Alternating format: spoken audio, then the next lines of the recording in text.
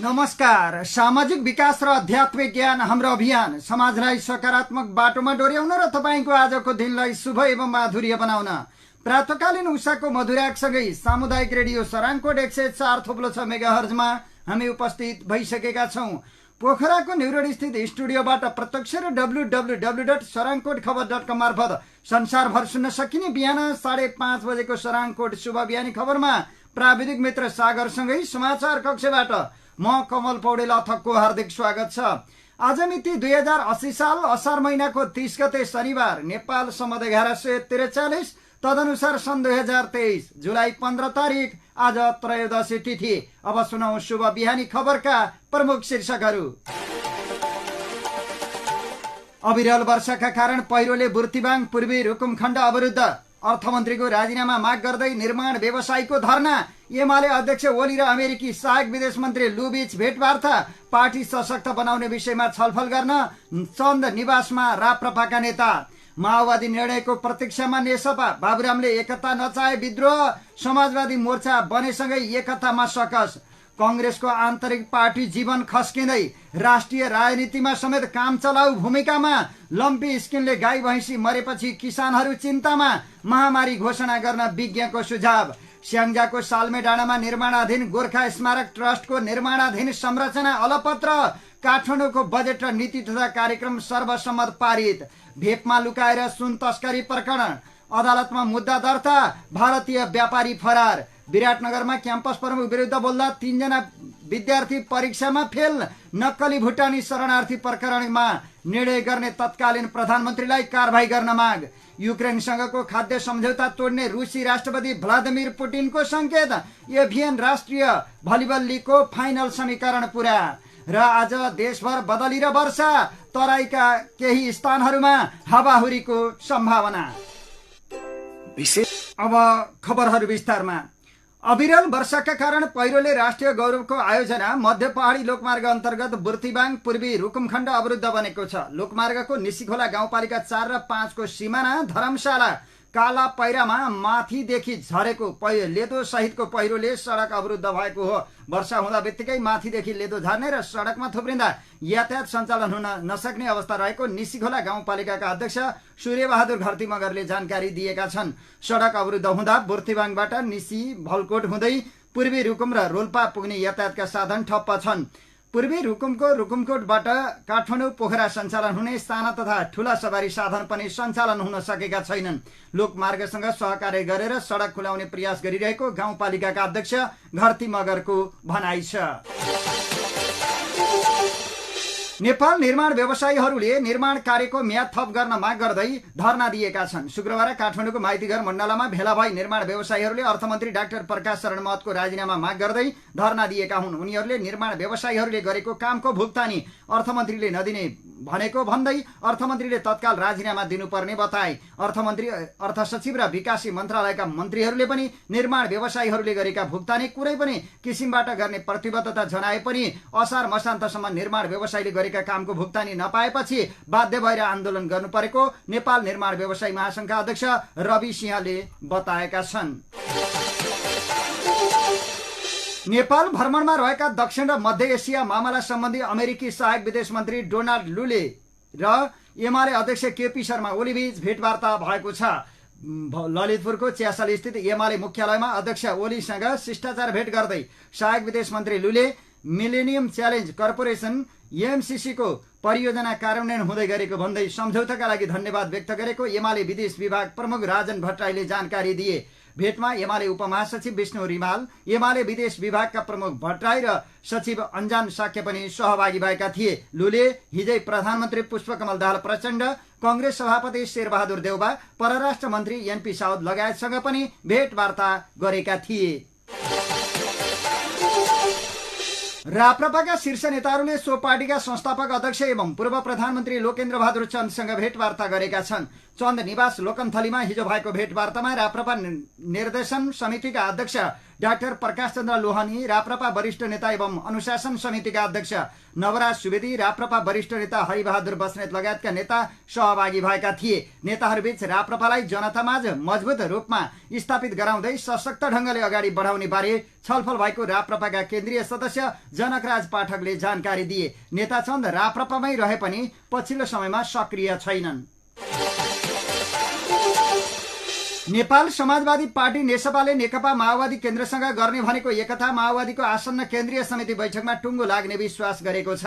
यसअघि नै समाजवादी पार्टीले पार्टी एकताका लागि माओवादीलाई लिखित प्रस्ताव पठाएकोमा त्यसको जवाब प्राप्त भइ नसकेको नेसपाका नेताहरूको भनाइ छ। तर केन्द्रीय समितिबाट भने ठोस नतिजा निस्कने समाजवादीका एकता पक्षधर नेताहरूको बुझाइ छ। माओवादी केन्द्रसँग अनौपचारिक संवादमा रहेका नेसपाका नेताहरूले केन्द्रीय समिति बैठकमा यसबारे बृहत छलफल गरेर टुङ्गोमा पुग्ने आश्वासन पाएको बताएका छन्। नेसपाले मुख्यतः नेकपा माओवादी केन्द्रको नाम नै परिवर्तन गर्दै एजेन्डालाई थप परिष्कृत बनाएर अघि बढ्नुपर्ने सहितका शर्त राखेर पत्राचार गरेको थियो। पत्रमा नेकपा माओवादी केन्द्रको नाम परिवर्तन गरेर नेकपा समाजवादी राख्नुपर्ने सहितका 9 बुँदे प्रस्ताव रहेका छन्। तर पत्र पठाएको लामो समय बितिसके पनि जवाब प्राप्त नभएको नेसपाका नेता तथा बागमती प्रदेशका आन्तरिक मामला तथा कानून मन्त्री गंगा नारायण श्रेष्ठले जानकारी दिए। हामी पत्रको प्रतीक्षामा छौं। आशा छ माओवादी केन्द्रको केन्द्रीय समिति बैठकले यसबारे निर्णय गरेर सकारात्मक नतिजा आउनेछ। उनका अनुसार माओवादीले केन्द्रीय समिति बैठकमा छलफल गरेर जवाफ दिने बताएको छ। गत असार 4 गते 4 साना कम्युनिस्ट पार्टी मिलेर समाजवादी मोर्चाको घोषणा भयो। समाजवादी मोर्चामा नेसपाका डाक्टर बाबुराम भट्टराईको पनि सहभागिता रहने भनिए पनि अन्तिम समयमा उनी अटाउन सकेनन्। मोर्चामै रहेका जसपाका अध्यक्ष उपेन्द्र यादवको अनिच्छा सहित बाबुरामकै पनि व्यवस्थाले पार्टी मोर्चामा सहभागी नभएको बताइएको छ। समाजवादी मोर्चामै बाबुरामको सहभागिता नरहेपछि अब माओवादीसँग एकता के हुने भन्ने बारे पनि प्रश्न उठेको छ। पार्टीका नेताहरूका अनुसार भट्टराईले अब माओवादीसँग तत्काल एकता हुन नसक्ने बताउन थालेका छन्। तर जनताबाट अनुमोदित भएका संघीय सांसद महेन्द्र राय यादव, बागमती प्रदेश सभा सदस्य समेत रहेका मन्त्री गंगा नारायण श्रेष्ठ लगायतका कतिपय नेताहरू माओवादीबाट सकारात्मक जवाफ आउने बित्तिकै माओवादीसँग एकता हुनुपर्ने पक्षमा छन्। त्यसमा पार्टीभित्रका ठूलो समूहको साथ रहेको बताइएको छ। एकता पक्षधरहरू माओवादीबाट सकारात्मक जवाफ आएको खण्डमा बाबुरामको अनिच्छाका बीच पनि पार्टीबाट विद्रोह गरेर नेकपामा जाने अवस्था रहेको एक नेताले बताएका छन्। नाममा मात्रै सीमित रहेको नेसपामा बसेर अब राजनीतिक भविष्य नभएकाले जसरी पनि एकता हुनुपर्ने निष्कर्षमा उनीहरू पुगेका छन्। यता भट्टराईले भने समाजवादी मोर्चाबारे कडा टिप्पणी गर्न थालेपछि एकतामा उनको विश्वासता बढेको टिप्पणी हुन थालेको छ। भट्टराईले मोर्चा कांग्रेसलाई घुर्क्याउन र एमालेलाई तर्साउन बनाएको आरोप समेत लगाउँदै आएका छन्। मोर्चाबारे नेगेटिभ बनेका भट्टराईले बरु पार्टी बैठकबाटै संगठन विस्तार अभियानलाई अगाडि बढाउने निर्णय गराइसकेका छन्।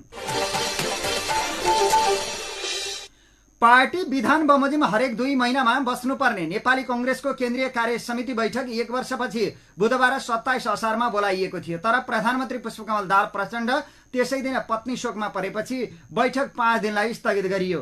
केन्द्रीय सदस्यहरूलाई पार्टी नेतृत्वले यस्तो बेला बैठक बस्नु उपयुक्त नहुने तर्कसहित 2 साउनदेखि बैठक हुने जानकारी दिएको छ। तर एक पदाधिकारीको बुझाइमा प्रधानमन्त्री शोकमा परेकाले मात्रै बैठक सारिएको होइन, प्रधानमन्त्री शोकमा परेकाले 1-2 दिन स्थगित हुनु ठिकै थियो। तर 2 साउनसम्म पुग्नुमा अरू कारण हो। ती पदाधिकारी भन्छन्। उनका अनुसार सम्भावित आलोचनाबाट बच्ने उपाय खोजी गर्न सभापति शेरबहादुर देउवाले यो समय लिएका हुन्। 14औं महाधिवेशन भएको 1.5 वर्षसम्म पार्टी संगठनको कुनै पनि संरचनाले पूर्णता नपाउनु, नेताहरू भूमिकाविहीन हुनु, राष्ट्रिय राजनीतिमा पार्टीको भूमिका प्रभावकारी नदेखिनु लगायतका कारण देखाएर संस्थापन इतर नेताहरूले विशेष महाधिवेशनकै माग गरिरहेकाले ती पदाधिकारीको अनुमान तथ्य नजिक देखिन्छ।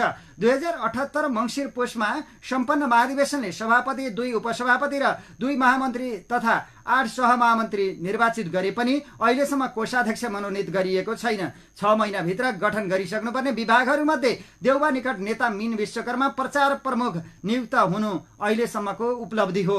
राष्ट्रिय राजनीतिक घटना हरूमा निर्णय लिने महत्वपूर्ण संरचना कार्य सम्पादन समिति कांग्रेसको अधुरै रहेको छ।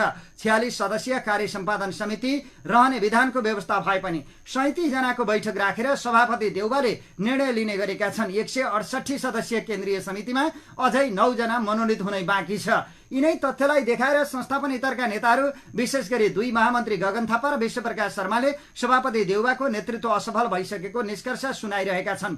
आगामी बैठकमा यिनै निष्कर्ष प्रस्तुत गर्ने ती नेताहरूको तयारी देखिन्छ। तर सभापति निकट सहमहामन्त्री महालक्ष्मी उपाध्याय डिना भने नेतृत्वलाई असफल भयो भन्नेहरूकै कारण समस्या भएको बताउँछिन्। नेतृत्वले पार्टीमा क्षति पुग्ने गरी गल्ती गरे जस्तो देखिँदैन, बरु पदाधिकारीहरू नै असफल बनाउने प्रयासमा देखिन्छन्। उनी भन्छन् कांग्रेसले सामूहिक नेतृत्व प्रणाली अवलम्बन गरेकाले सभापति असफल हुँदा अरू पदाधिकारी सफल नहुने उनको तर्क छ। यद्यपि समयमा बैठक बस्न नसकेको भने उनले स्वीकार गरेकी छन्। उनी भन्छन् समिति ठूलो भयो, प्राविधिक कारणले ढिलाइ भएको पक्कै हो। सभापति देउवा निकट अर्का एक नेता पनि 14औं महाधिवेशनमा संस्थापन इतर समूह बनाएर चुनाव लडेका नेताहरूकै कारण पार्टीलाई निर्णय लिन समस्या परेको बताउँछन्। आन्तरिक छलफल भनेर बोलायो त्यो कुरा सार्वजनिक गरिहाल्छन् अनि समस्या आउँछ, निर्णय हुन सक्दैन ती नेता भन्छन्। संस्थापन इतर समूहका एक नेता चाहिँ सभापति देउवाको पेलेर जाने नीतिले आन्तरिक र बाह्य समस्यामा कांग्रेस पर्दै आएको तर्क गर्छन्। साँघुरो घेरामा सभापति रमाउन छोड्नु भएन, बैठक नराख्ने र आफू इतरका नेताहरूको कुरै नसुन्ने गर्न थालेपछि समाधान भेटिने कुरा भएन ती नेताको भनाइ छ। संस्थापन र इतर नेताहरूको मतभेदबीच चलिरहेको कांग्रेस राष्ट्रिय घटनाहरूमा भने लगभग भेटिने मुस्किल अवस्थामा पुगेको देखिन्छ। हरेक जसो निर्णयहरूमा सरकारको नेतृत्व गरिरहेको नेकपा माओवादी केन्द्र र प्रमुख प्रतिपक्षी नेकपा एमाले हावी हुने गरेको अनेक दृष्टान्तहरू देखिएका छन्। 18 असरमा राजधानीमा एक पुस्तक विमोचन कार्यक्रममा प्रधानमन्त्री पुष्पकमल दाहाल प्रचण्डको विवादास्पद अभिव्यक्ति प्रकरणलाई नै एउटा उदाहरण मान्न सकिन्छ। त्यस दिन प्रचण्डले नेपालमा प्रधानमन्त्री बनाउन दिल्लीमा कुरा हुने गरेको सन्देश जाने गरी अभिव्यक्ति दिएका थिए। यसको विरोधमा एमाले सहित विपक्षी दलहरूले 20 असारमा संसद अवरोध गरे। प्रधानमन्त्रीको राजीनामालाई अडान बनाउँदा 5 दिनसम्म संसद चल्न सकेन। तर चौथो दिन प्रधानमन्त्री प्रचण्डकै पहल कदमीमा ओलीले वार्ता गरे, देउवा साक्षी जस्ता देखिए। त्यस दिनको सहमतिबाट एमाले पछि हटे भने भोलिपल्ट संसद खुल्यो। संसद खुलिरहँदा एमाले, राष्ट्रिय स्वतन्त्र पार्टी र राप्रपाले उक्त विवादास्पद अभिव्यक्तिबारे पार्टीको धारणा राखे भने रोस्टमा उभिएर प्रधानमन्त्री प्रचण्डले आफ्नो कुरा राखे। तर संसदको सबैभन्दा ठूलो दल कांग्रेस सबै दृश्यको साक्षी बन्यो। उक्त पार्टीका सांसदहरू ताली बजाउनेमा मात्र सीमित भएका थिए।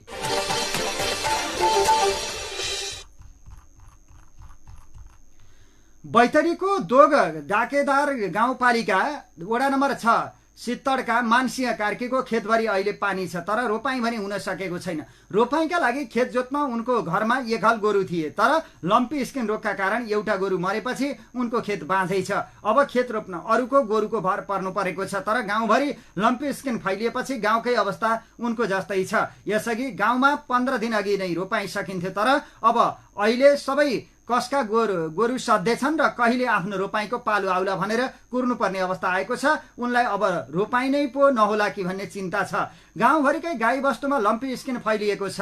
झण्डै 20% मरिसकेका होलान्। भएका पनि रोग लागेपछि ठिक हुन 3-4 महिना लाग्न सक्छ। कार्की भन्छन् रोग नलागेको भए गाउँमा रोपाई सकिन्थ्यो। 15 दिन यसै ढिलो भइसक्यो। अब त रोपाई नै नहोला कि भन्ने डर भइसकेको छ। उनका एक हल गोरु र गोठमा भएका 2वटा गाईमा 3 महिना अघि लम्पी स्किन देखा पर्यो। गाई गोरुमा धेरै ज्वरो आउने, खुट्टा सुनिने, फोका, घाउ, खटिरा, बिमिरा आउने भयो। कति फोका फुटे जसले गर्दा अहिले पनि घाउ नै रहेको छ। एउटा गोरु मर्यो। दुध दिने 2वटै गाई अझै तग्रिन सकेका छैनन्। दुध सबै घट्यो। रोग लागेपछि उनले दुध दुहुनै छोडे। उनी भन्छन् गाई यसै रोगी छ, दुध सबै घटेको छ, त्यसमाथि रोगी गाईको दुध के खानु भनेर दुहुनै छोडियो। 3 महिना अघि लागेको रोग अहिलेसम्म ठिक भएको छैन। उपचारमा अहिलेसम्म झण्डै 30-40 हजार रुपियाँ सकिसक्यो। ओडा अनि पालिकाले पनि केही सहयोग गरेको छैन। उनी भन्छन् एउटा त गोरु नै मर्यो, त्यसको त हिसाब किताब नै छैन। भएका 3वटाको उपचारमा झण्डै 30-40 हजार रुपियाँ सकियो। उपचार गरिराखेकै छ, अझै राम्रोसँग ठिक भएको छैन। अहिलेसम्म कसैले केही सहयोग गरेको छैन। ताप्लेजुङको पाथिभारा याबराङ गाउँपालिका वडा नम्बर 3 का मनोज तिवारीको एकल गोरु र 2वटा गाईलाई पनि लम्पी स्किन देखिएको 3 महिना भयो। गाई गोरु कुनै पनि नमरे पनि छाती ह्याकुलो सबै सुनिएको छ। जिउभरि फोका छ, खुट्टा सुनिएर बस्न सकेको छैन। हल गोरु बिरामी भएपछि अरूको गोरुले भर्खरै रोपाई त सकाएका छन्, एउटा ब्याउने त तथा अर्को लैनो गाईलाई पनि लम्पी स्किन रोग लागेको छ। उपचारमा पनि 40-50 हजार सकिएको छ। गाई गोरुलाई रोग त लाग्यो, उपचारमा पनि धेरै पैसा खर्च भयो, बेलैमै रोपाइँ गर्न पाइएन, लैनको त दुध दुहुनै छाडियो। उनी भन्छन् ब्याउने बल्ल अलिअलि तङ्ग्रिएको छ, मर्ला कि भन्ने डर छ, अझै घाउ निको भइसकेको छैन। यी त लम्पी स्किनले प्रभावित किसानका प्रतिनिधि घटना मात्र हुन्। अहिलेसम्म देशभर 7,64,000 भन्दा धेरै गाई भैँसी लम्पी स्किनबाट संक्रमित भएका छन्। लम्पी स्किन गाई भैँसीमा भाइरसका कारण लाग्ने रोग हो। यो अहिले महामारीको रूपमा फैलिएको छ। रोग लागेपछि पशुहरूमा धेरै ज्वरो आउने, छालामा गोलो गिर्खा, गाँठाहरू आउने, रियाल सिगान बग्ने, खुट्टा जोर्नीहरू सुनिने जस्ता लक्षणहरू देखा पर्दछन्। नेपालमा यो रोग पहिलो पटक 2077 सालको असार महिनामा मोरङको सुन्दर हरैँचा नगरपालिकामा देखा परेको थियो। सुरुका 2 वर्षमा 16 जिल्लाका 29 वटा पालिकामा 3,300 पशु संक्रमित भएका थिए। त्यसपछि 2079 सालको चैत्रदेखि कोशी प्रदेशबाट महामारीको रूप लिएर अहिलेसम्म देशभर पुगिसकेको छ। कर्णाली, सुदूरपश्चिम, लुम्बिनी र कोशी प्रदेशका मध्य पहाडी क्षेत्रमा यसले महामारीको रूप लिएको छ। रोग नियन्त्रणका लागि पशु सेवा विभागले आफ्ना मातहतका निकायमा पशु स्वास्थ्य कर्मी परिचालन गरेको छ। खबरमा अब बाँकी खबरहरू। त्रिभुवन विश्वविद्यालय मनमोहन कार्डियो थोरासिक भास्कुलर तथा ट्रान्सप्लान्ट सेन्टर महाराजगञ्जमा भएको एक कर्मचारीको मृत्युबारे अनुसन्धानका लागि प्रहरीले 4 जनालाई नियन्त्रणमा लिएको छ। परिवारले आत्महत्या दुरुत्साहनको कसरमा किटानी जाहेरी दिएपछि प्रशासन प्रमुख भोजकुमार बस्नेत, फार्मेसी इन्चार्ज जुना स्थापित फार्मेसी सहायक विष्णु पौडेल र कृष्ण पन्तलाई प्रहरीले पक्राउ गरेको हो। परिवारको जाहेरीले पछि पक्राउ परेका उनीहरूलाई प्रहरी विरुद्ध महाराजगञ्जको हिरासतमा राखिएको छ। शुक्रबार बिहान 8:30 बजेतिर अस्पतालका इमर्जेन्सी फार्मेसी इन्चार्ज अमृत पोखरेल झुन्डिएको अवस्थामा मृत भेटिएका थिए। लगतै प्रहरी विरुद्ध महाराजगञ्जको टोली घटनास्थलमा पुगेको थियो। त्यसक्रममा सुसाइड नोट पनि फेला परेको थियो। पोखरेल मृत भेटिएपछि दिनभर अस्पतालमा तनावको स्थिति सिर्जना भएको छ। अस्पताल स्रोतका अनुसार पोखरेल सहित 7 जना कर्मचारीलाई बिहिबार मात्र स्पष्टीकरण सोधिएको थियो। औषधिमा हिनामिना गरेको आरोपमा प्रशासन प्रमुख बस्नेत समेत भएको समितिले छानबिन गरिरहेको थियो। स्रोतले भन्यो छानबिन भइरहेको बेला उनी मृत फेला परे। प्रहरी स्रोतका अनुसार 2 वटा पानामा भएको सुसाइड नोटमा पनि उनले आफूलाई फसाउन खोजिएको जिकिर गरेका छन्। आफूले गल्ती गरेर मलाई फसाउन खोज्ने, ब्ल्याकमेल गर्नेहरूको जय होस् उनले भनेका छन्। स्रोतका अनुसार उनले केही साथीहरूलाई उल्लेख गरेर धन्यवाद भनेका छन् भने परिवार बारे पनि लेखेका छन्। यसैबीच मृतकको परिवारले घटनाबारे छानबिनका लागि उच्च स्तरीय समितिको माग गरेका छन्। पोखरेललाई जोडिएको प्रकरणमा समेत सत्य तथ्य छानबिन गर्ने गरी समिति गठनको माग गर्दै उनीहरूलाई शव उठाएका छैनन्। काठमाडौँ प्रहरीका अनुसार हिजो साँझ 4 जनालाई पक्राउ गरेपछि शव उठाउने वातावरण बनेको छ। पोस्टमार्टमका लागि शव पठाएर थप अनुसन्धान अगाडि बढाउने प्रहरीले तयारी गरेको छ। स्याङ्जाको फेदीखोला गाउँपालिका स्थित सालमे डाँडामा निर्माणाधीन गोर्खा स्मारक ट्रस्ट अलपत्र परेको छ। गेसो र सरकारको खिचातानीको कारण सो स्मारक अलपत्र परेको हो। भूतपूर्व गोर्खा सैनिक सङ्घ गेसोले निर्माण गर्न थालेको ट्रस्टमा गेसोकै व्यक्तिहरूबीच विवाद उत्पन्न गराएर सरकारले हात हालेपछि त्यसको संरचना बिग्रिएको गेसोका अध्यक्ष पदमबहादुर गुरुङले बताएका छन्। हिजो आयोजित पत्रकार सम्मेलनमा अध्यक्ष गुरुङले हामी गुरुङहरू बीचमा विवाद देखाएर तत्कालीन सरकारले आफैले जस लिने काम गर्दा संरचना बिग्रिएर स्मारक ट्रस्ट अलपत्र परेको बताए। उनले कि 5वटै चरणको काम सरकारले गर्नुपर्ने होइन भने पुरै संरचनाको निर्माणको जिम्मा गेसोले पाउनुपर्ने बताएका छन्। सरकारले गेसोलाई दिएमा विश्व समुदायबाट सहयोग जुटाएर सो ट्रस्ट निर्माण गर्ने उनले बताएका छन्। 80,000 गोर्खाको समाधि स्थल बन्छ भन्ने डरले बेलायतलाई खुसी पार्न ट्रस्टमाथि सरकारले नै गिद्धे नजर लगाएको उनले बताएका छन्। गेसोका कानुनी सल्लाहकार गोपाल शिवाकोटी चिन्तनले अब ट्रस्टको संरचना बिगार्ने विरुद्ध अदालत जाने बिता बताएका छन्। को कसले संरचना बिगारेका हुन् अब त्यसको खोजी कानुनी रूपमा गर्ने उनले बताएका छन्। काठमाडौँ महानगरपालिकाको नीति कार्यक्रम र बजेट सर्वसम्मत पास भएको छ। महानगरपालिकाका मेयर बालेन्द्र शाह बालेनले नगरसभा बैठकमा निर्णयार्थ पेश गरेको बजेट र नीति कार्यक्रम संशोधन सहित पास भएको हो। महानगरको 13औं नगरसभाको पहिलो बैठक असार 6 गते बसेको थियो।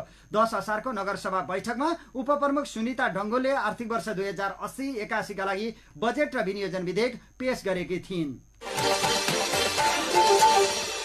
इलेक्ट्रिक चुरोड भेपमा लुकाएर चिनिया नागरिकले चीनबाट करोडौंको सुन ल्याएर भारतीय व्यापारीले खरिद गरेको प्रहरीको अनुसन्धान निष्कर्ष छ। 2079 पुस 10 मा चीनबाट ल्याएको सुन त्रिभुवन अन्तर्राष्ट्रिय विमानस्थलबाट सेटिङमा बाहिरिएको थियो। केन्द्रीय अनुसन्धान ब्युरो CIB ले त्यसबारे संगठित तस्करी मुद्दामा अनुसन्धान गरी प्रतिवेदन बुझाएको थियो। भेपमा लुकाएर सुन तस्करीमा संलग्नहरू विरुद्ध अदालतमा मुद्दा दर्ता गरिएको जिल्ला सरकारी वकिल कार्यालय काठमाडौँका प्रमुख अच्युतमणि नेउपानेले बताए। नेउपानेले भने मुद्दा दर्ता गरेका छौं, बयान हुँदैछ। तस्करीमा संलग्न आरोपमा प्रहरीले त्रिभुवन विमानस्थल भन्सार कार्यालयका नायब सुब्बा रेवन्त खड्का, सिन्धुपाल्चो घर भएका दिनेश बस्नेत, वेद प्रकाश अग्रवाल, साहेब राव मार्गले र अमृत कार्कीलाई पक्राउ गरेको छ। कास्की घर भएका निर्मल विक पनि सोही प्रकरणमा थुनामा रहेका छन्। भेपले भरिएको 2वटा सुटकेसमा आएको सुनको परिमाण कति थियो भन्ने बारे यकिन हुन सकेको छैन। प्रहरीले 100 ग्राम भन्दा थोरै बढी मात्र सुन बरामद गरेको छ। अनुसन्धानमा संलग्न एकजना अधिकृत भन्छन् तस्करी भएको सुन नै फेला परेन। कक्षा कोठामा अपशब्द प्रयोग गर्ने क्याम्पस प्रमुख विरुद्ध आवाज उठाउँदा 3 जना विद्यार्थी प्रयोगात्मक परीक्षामा फेल भएका छन्। विराटनगर स्थित कोशी हेल्थ एन्ड साइन्स क्याम्पसको BPS चौथो वर्षमा अध्ययनरत 3 जना विद्यार्थीलाई कलेज प्रशासनले नियोजित रूपमा प्रयोगात्मक परीक्षामा अनुत्तीर्ण गराएको हो। पूर्वाञ्चल विश्वविद्यालयको BPS 7औं सेमेस्टरको परीक्षामा रूपा नेउपाने, मनिषा यादव र अनया भगत फेल भएका हुन्। कलेज प्रशासनको लापरवाही र नियतवश प्रयोगात्मक परीक्षामा अनुत्तीर्ण गराइएको उनीहरूले विराटनगरमा आयोजित एक पत्रकार सम्मेलनमा बताए। पूर्वाञ्चल विश्वविद्यालयले BPS 7औं सेमेस्टरको परीक्षा 2079 पुस 26 देखि 29 गतेसम्म लिएको थियो। जेठ 1 गते प्रकाशित नतिजा अनुसार नेउपाने र भगत 2 विषयको प्रयोगात्मक परीक्षामा अनुत्तीर्ण भएका थिए। सैद्धान्तिक परीक्षामा उनीहरू पास भएका छन्। क्याम्पसले विश्वविद्यालयबाट बाह्य परीक्षाको रूपमा आएका परीक्षकहरूले प्रयोगात्मक परीक्षा लिएको जनाएको छ। तर अनुत्तीर्ण भएका विद्यार्थीले प्रयोगात्मक परीक्षा लिन आएका बाह्य परीक्षकसँग बुझ्दा कुनै पनि परीक्षा विद्यार्थीलाई फेल हुने गरी मूल्याङ्कन नगरेको विद्यार्थी नेउपानेले बताएकी छन्। प्रतिनिधि सभा सदस्य अमरेश कुमार सिंहले नक्कली भुटानी शरणार्थी प्रकरणमा निर्णय गर्ने तत्कालीन प्रधानमन्त्रीलाई कारवाही गर्न माग गरेका छन्। हिजो प्रतिनिधि सभाको आकस्मिक समयमा बोल्दै उनले भने नक्कली भुटानी शरणार्थी केसमा निर्णय गर्नेलाई समातिएन, मन्त्री परिषदको निर्णय हो। मन्त्री परिषदबाट निर्णय गर्ने प्रधानमन्त्रीलाई समात्न पर्यो नि। तर तत्कालीन प्रधानमन्त्री को थिए भनेर उनले नाम भने लिएनन्। उनी भन्छन् पूर्व प्रधानमन्त्रीको नाममा उम्कने छुट छैन। नक्कली भुटानी शरणार्थीमा संलग्न रहेको आरोप लागेको सन्देश शर्माको अडियो मिलेको भन्दै विषय आएको समेत उनले उल्लेख गरे। कोसँग मिलेको भन्ने खुलाएनन्। अथेन्टिक भनेर पुलिसले विज्ञप्ति जारी गर्यो। यो उसकै भोइस हो, त्यसमा किन कारवाही गरिएन उनको प्रश्न छ। शारदा प्रसाद तिर्ताल आयोगको रिपोर्ट किन सार्वजनिक नगरिएको भन्ने पनि उनको प्रश्न छ, किनकि त्यहाँ नेताहरूको नाम छ। नेताहरूलाई छान्नका लागि सार्वजनिक गरिएन उनले भने। मोहन रमण भट्टराईको अध्यक्षतामा सरकारी र गुठी जग्गाको जाँच गर्न आयोग बनेको र त्यो आयोगको रिपोर्ट पनि सार्वजनिक नगरिएको भन्दै उनले सार्वजनिक गर्न सरकारलाई माग गरे। अन्यथा दुवै रिपोर्ट आफूसँग भएको उल्लेख गर्दै उनले अब संसदलाई वितरण गर्न तयार रहेको समेत बताएका छन्। सरङकोट शुभ बिहानी खबरमा अब बाँकी खबरहरू। हुलाक बैंकमा रहेका खाता एवं बचत रकम राष्ट्रिय वाणिज्य बैंकमा हस्तान्तरण गर्न सुरु गरिएको छ।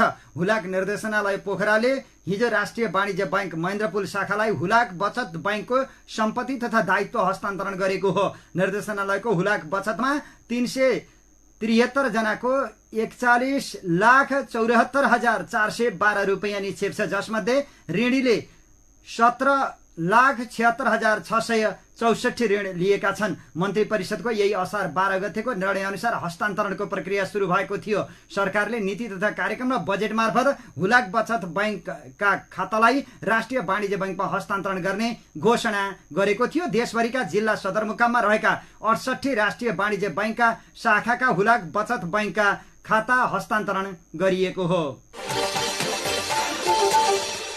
भानु वाङ्मय प्रतिष्ठान र पोखरा प्रज्ञा प्रतिष्ठानको संयुक्त आयोजनामा हिजो पोखरामा 210औं भानु जयन्ती मनाइएको छ। कार्यक्रमका सहभागी वक्ताले नेपाली भाषा मार्फत राष्ट्रिय एकता कायम गर्न भानुभक्तले गरेको योगदान अविस्मरणीय भएको बताए। सभ्य समाज निर्माणका लागि भानुले दिएको सन्देश पनि उत्तिकै महत्त्वपूर्ण रहेको उनीहरूले बताएका छन्। पोखरा महानगरपालिकाका प्रमुख धनराज आचार्यले भाषिक एकता मार्फत भानुभक्तले गरेको योगदान अविस्मरणीय रहेको उल्लेख गर्दै योगदानलाई जीवन्त राख्नुपर्ने बताएका छन्। पोखरामा भानुभक्तको योगदानलाई चिरस्थायी बनाउँदै साहित्यिक पर्यटकीय स्थलका रूपमा विकास गर्न विशाल भानुभक्तको शालिग राख्ने सोच अघि बढाएको उनले बताएका छन्। भानु वाङ्मय प्रतिष्ठानका अध्यक्ष सरूभक्तले भानुभक्तका अमर काव्य अहिले पनि उत्तिकै महत्त्वपूर्ण भएको बताएका छन्।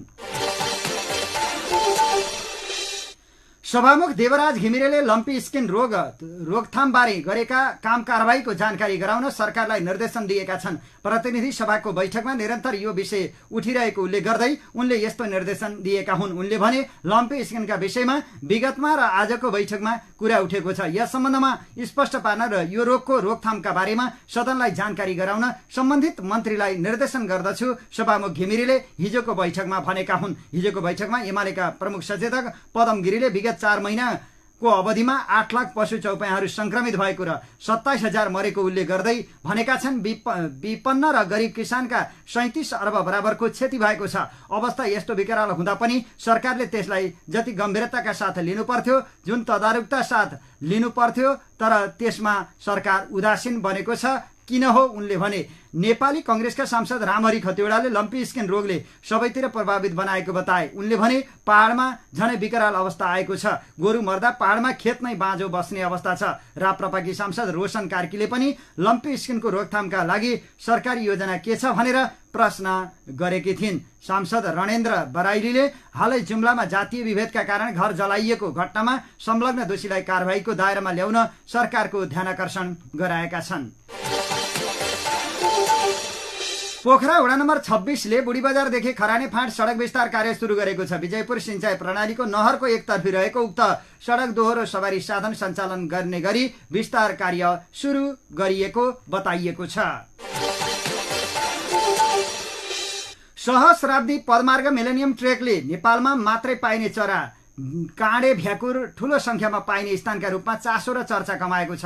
तनहुँको दुलेगौडाबाट स्याङ्जाको रामबाछा जोडिने 72 किलोमिटर दूरी सहितको क्षेत्रफलमा समेटिएको सो पदमार्गको 52 किलोमिटर क्षेत्र वन जंगलले ढाकिएको छ। जुनसुकै मौसममा जुनसुकै उमेर समूहका व्यक्तिले पदयात्रा गर्न सक्ने यो पदमार्गको अधिकांश स्थानबाट धौलागिरी, अन्नपूर्ण लगायतका हिम श्रृङ्खला हेर्न पाइने छ। पोखरा विश्वविद्यालय school of health and allied sciences अन्तर्गत जनस्वास्थ्य संकाय तेस्रो वर्ष 6औं सेमेस्टरका विद्यार्थीले गोर्खाका विभिन्न ठाउँमा स्वास्थ्य सम्बन्धी जनचेतनामूलक कार्यक्रम सम्पन्न गरेका छन्। सूक्ष्म स्वास्थ्य परियोजना अन्तर्गत सञ्चालित कार्यक्रममा लिड इन लाइट युवा क्लबको संयोजन भएको कार्यक्रममा विद्यार्थीले जिल्लाको पालुङटार स्थित 12 पिर्के कुमाल गाउँ तथा देवकोटा भन्ने स्थानमा स्वास्थ्य निरूपण शीर्षकमा चेतनामूलक कार्यक्रम गरेका हुन्। शुभ बिहानी खबरमा अब विदेशका खबर। रूसी राष्ट्रपति भ्लादिमिर पुटिनले विदेशी हतियारले युक्रेनको युद्धभूमिको अवस्था परिवर्तन गर्न नसक्ने बताएका छन्। उनका अनुसार ती विदेशी हतियारहरूले थप तनाव बढाउनेछन्, लडाईँलाई तीव्र पार्नेछन् र अन्ततः विनाश निम्त्याउनेछन् भन्दै युक्रेनलाई उनले चेतावनी समेत दिएका छन्। राष्ट्रपति पुटिनले रूसी सेनालाई प्राथमिकताका आधारमा विदेशी ट्याङ्कलाई कारबाही गर्न समेत निर्देशन दिएका छन्। नेटो शिखर सम्मेलनपछि पहिलो पटक रूसी सरकारी टेलिभिजन मार्फत राष्ट्रपति पुटिनले आफ्नो धारणा बाहिर ल्याएका हुन्। पुटिनले युक्रेनलाई नेटो सदस्यता दिने आश्वासन रुसको सुरक्षाका लागि खतरनाक भएको र यसले फेरि एक पटक विश्वव्यापी तनाव बढेको प्रारम्भिक प्रतिक्रिया दिएका छन्। फ्रान्सले युक्रेनलाई 250 किलोमिटर मार हान्न सक्ने क्रुज क्षेप्यास्त्र दिने घोषणा गरेकोमा पनि पुटिनले आपत्ति जनाएका छन्। यद्यपि फ्रान्सको सो सहयोगले उल्टै क्षति पुर्याउनेछ, तर युद्ध मैदानको अवस्था परिवर्तन नहुने उनले बताए। युक्रेनसँगको खाद्यान्न निर्यात सम्झौतामा पुटिनले रुसका लागि अपेक्षा पूरा नभएमा यो सम्झौतालाई निरन्तरता नदिने बताएका छन्। यस सम्झौताको म्याद जुलाई 17मा सकिँदैछ। चराङकोट खबरमा अब खेल प्रसङ्ग। 7औं प्रधानमन्त्री कप एनभिए राष्ट्रिय भलिबल लिगको फाइनल समीकरण पूरा भएको छ।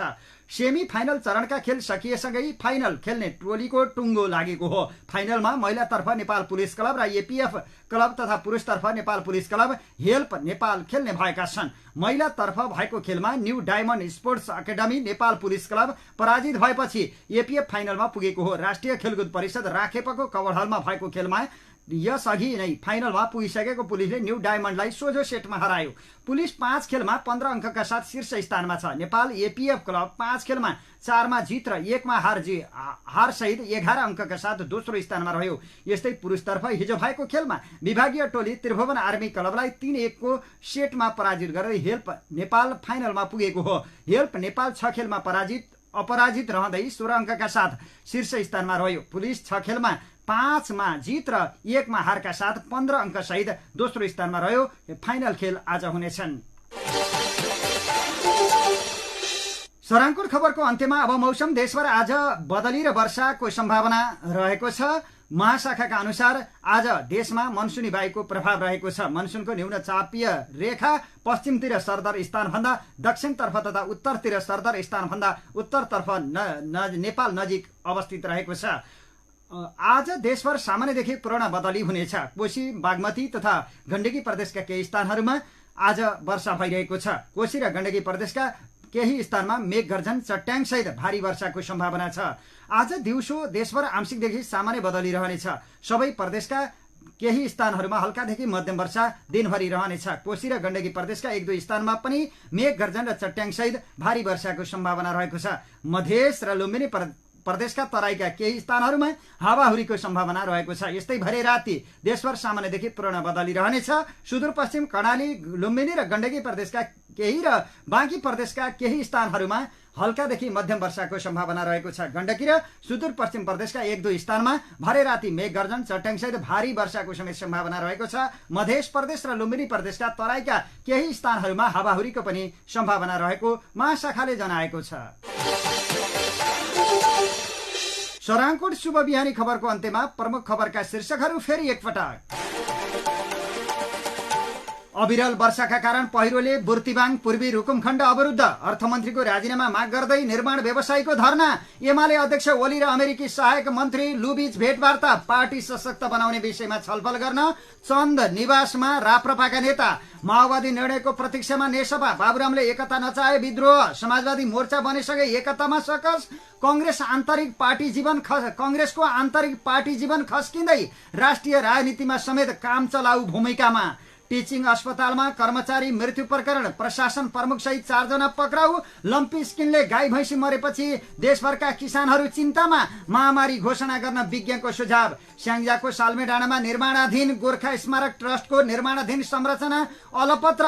काठमाडौँको बजेट र नीति तथा कार्यक्रम सर्वसम्मत पारित। भेपमा लुकाएर सुन तस्करी प्रकरण अदालतमा मुद्दा दर्ता। भारतीय व्यापारी फरार। विराटनगरमा क्याम्पस प्रमुख विरुद्ध बोल्दा 3 जना विद्यार्थी परीक्षामा फेल। नक्कली भुटानी शरणार्थी प्रकरणमा निर्णय गर्ने तत्कालीन प्रधानमन्त्रीलाई कारबाही गर्न सदनमा माग। युक्रेनसँगको खाद्य सम्झौता तोड्ने रुसी राष्ट्रपति भ्लादिमिर पुटिनको संकेत। एनभीए राष्ट्रिय भलिबल लिगको फाइनल समीकरण पुरा। र आज देशभर बदली र वर्षा। तराईका केही स्थानहरूमा हावाहुरीको पनि सम्भावना। हवस् अहिलेलाई सराङकोट शुभ बिहानी खबरहरूको क्रम यही सकिएको छ। अबको केही बेरमा नेपाली बहस लिएर उपस्थित हुने नै छौं। तबसम्मको लागि प्राविधिक मित्र सागरसँगै समाचार कक्षबाट म कमल पौडेल अथक बिदा चाहन्छु। नमस्कार, शुभ दिन।